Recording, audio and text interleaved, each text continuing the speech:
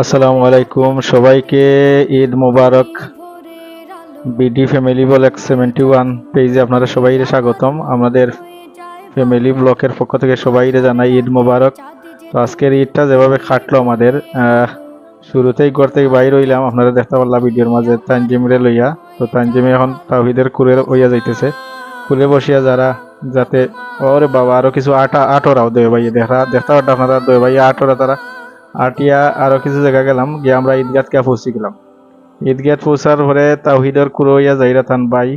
তো এখানে গিয়া হুজুরের কিছু বয়ান শুনলাম, খুব সাংঘাতিক বয়ান করছেন। নেক্সট টাইম ইনশাল্লাহ আপনাদের ফাটাইম। তো এখানে শেষ আমরা নমাজ শেষ, মুসলমানের ধর্মিক যে রীতি আছে রীতিমতো সবার সাথে কুলাকুলি করলাম। ঈদ আনন্দ সবার সাথে বাগাবাগি করলাম। আলহামদুলিল্লাহ, এর চেয়ে বড় আনন্দের কোনো বিষয় হইতে পারে না, খুব আনন্দ লাগলো। ঈদ আপনারা আর কিভাবে কাটলো ঈদ সবাই ইনশাল্লাহ আমরা জানাইবা, সবাই আমরারে কমেন্টও জানাইবা। তো সবার লগে কুলাকুলি করি আর অনেক দিন পরে অনেকের লগে দেখা হইছে আলহামদুলিল্লাহ। এইটাই হইলো আমরা ইসলামের শান্তিপূর্ণ ধর্ম যেটারে কয়।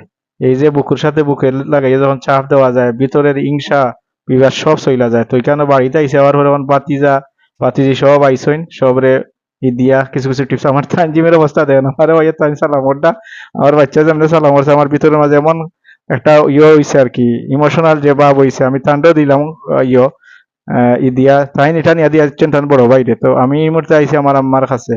তো গর্ভধারিণী মা টান্ডাইয়া সালাম হলাম, এখানে সালাম করি যে শান্তি।